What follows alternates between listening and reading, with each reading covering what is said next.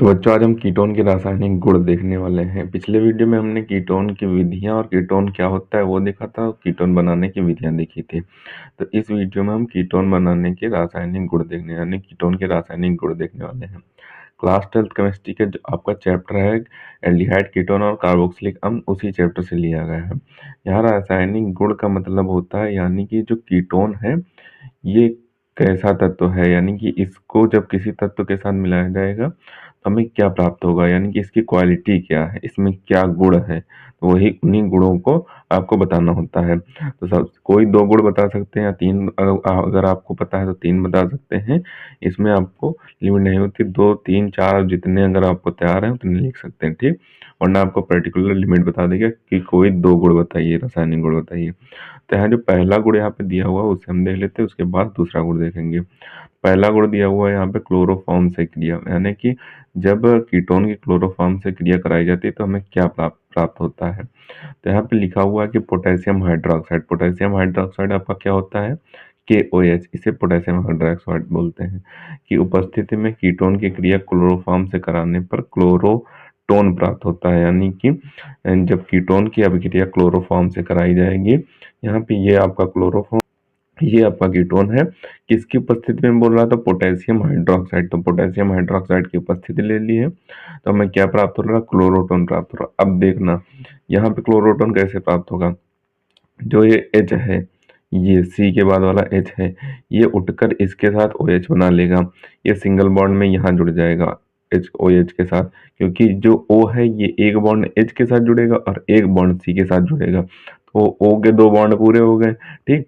और ये जो CCl3 बचा हुआ वो इसी के साथ एक नया बॉन्ड बना के लग जाएगा, तो आपका क्लोरोटोन प्राप्त हो जाएगा। यहाँ पे OH लगा हुआ है, यहाँ पे CCl3 बना हुआ है, पीछे का वो वैसा ही रहेगा। तो ये आपका कीटोन की अपक्रिया जब क्लोरोफॉर्म के साथ कराते हैं, क्लोरोफॉर्म का आपका फॉर्मूला ये दिया हुआ है। क्लोरोफॉर्म के साथ कराते हैं तो हमें किसकी उपस्थिति में कराते हैं, पोटेशियम हाइड्रोक्साइड की उपस्थिति में हम कराते हैं तो हमें क्लोरोटोन प्राप्त होता है।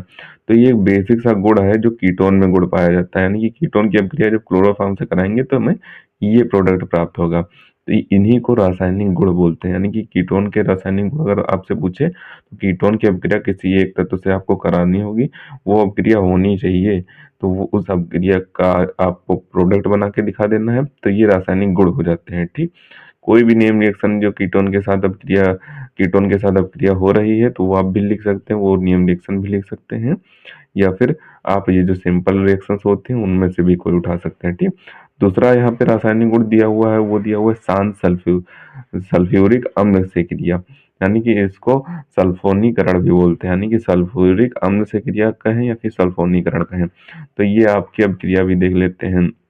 तो इसमें दिया हुआ है कि कीटोन की क्रिया शांत सल्फ्यूरिक अम्ल के साथ कराने पर सल्फोनीकरण हो जाता है, यानी कि जब शांत सल्फ्यूरिक अम्ल के साथ कराएंगे कीटोन की क्रिया तो हमें हमारा सल्फोनीकरण हो जाएगा और हमें एस्टोफिनॉल यानी कि मेटा पोजीशन पर आपका एस्टोफिनॉल बनता है। जब M लिखा हो तो मेटा होता है, P लिखा हो तो पैरा होता है, O लिखा हो तो आर्थो पोजीशन होता है। आर्थो पोजीशन आपकी ये होती है, मेटा पोजीशन आपकी ये होती है, पैरा पोजीशन आपकी ये होती है, ठीक। तो ये पोजीशंस भी आपको लिख देनी है और आपको ये पोजीशन तैयार रखनी, क्योंकि ये पोजीशन आपके IUPAC में और रिएक्शंस में आपको लिखनी होती है, ठीक। ये जैसा बोल रहा उसी के तरीके हम रिएक्शन भी कर लेते हैं। तो सबसे बोला है कीटोन की क्रिया, सबसे पहले कीटोन ले लेते हैं। कीटोन आपको वही लेना है जिससे आपका प्रोडक्ट प्राप्त हो, ठीक। कीटोन आप ये हमने यहाँ पे बेंजीन रिंग वाला ले लिया, बेंजीन रिंग COCH3। इसके साथ शांत सल्फ्यूरिक अम्ल के साथ क्रिया कराई हमने, H2SO4 के साथ क्रिया कराई तो हमें M एस्टोफिनॉल प्राप्त हो गया। यहाँ पे बेंजीन के ऊपर ये जो लगा है वो तो लगा रहेगा, यहाँ से SO3 निकलेगा, एक O बचेगा यहाँ से और एक H निकलेगा, ठीक। SO3 और H निकलेगा, वो जाके यहाँ मेटा पोजीशन पे जुड़ जाएगा, आपका SO3H मिल गया।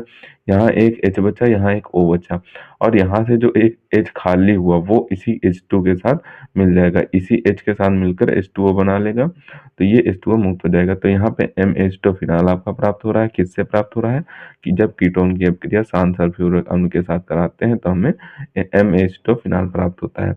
तो ये आपके सल्फोनिक अम्ल से क्रिया या फिर सल्फोनीकरण अपक्रिया हो जाएगी।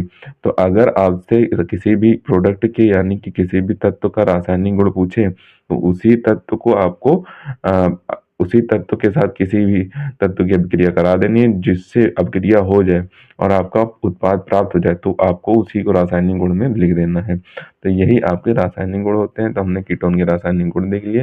पिछले वीडियो में हमने कीटोन क्या होता है और कीटोन की बनाने की विधियां देखी थी। इसमें हमने रासायनिक गुण देख लिया और अगले वीडियो में हम भौतिक गुण देखने वाले हैं, यानी कि कीटोन के जो भौतिक गुण होते हैं वो देखेंगे। तो इनका आप ऊपर से स्क्रीनशॉट कर लें और इन्हें आपको अच्छे तरीके से तैयार कर लेना है। इंपॉर्टेंट है, आपके एग्जाम में आ जाते हैं, तो इन्हें आप स्क्रीनशॉट कर लें और अच्छे तरीके से आपको तैयार कर लेना है। बचे हुए पार्ट का स्क्रीनशॉट करें और जो नीचे रिएक्शन दी हुई है उसका भी आप स्क्रीनशॉट कर लें।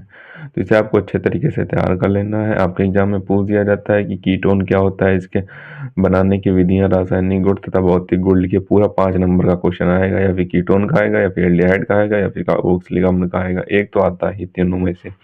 तो तीनों को आपको अच्छे तरीके से 1-2 बार पढ़ लेना, आपको तैयार हो जाएंगे तीनों में से, तीनों तैयार हो जाएंगे। तो इन्हें अच्छे तरीके से तैयार कर लें। मिलते हैं किसी नए वीडियो में नए टॉपिक के साथ, तब तक के लिए धन्यवाद। और अगर अभी तक आपने हमारे इस चैनल को सब्सक्राइब नहीं किया है तो प्लीज़ सब्सक्राइब जरूर कर लें, क्योंकि हम इसी तरीके से क्लास 12 से रिलेटेड इंपॉर्टेंट टॉपिक पर वीडियो डालते रहते हैं।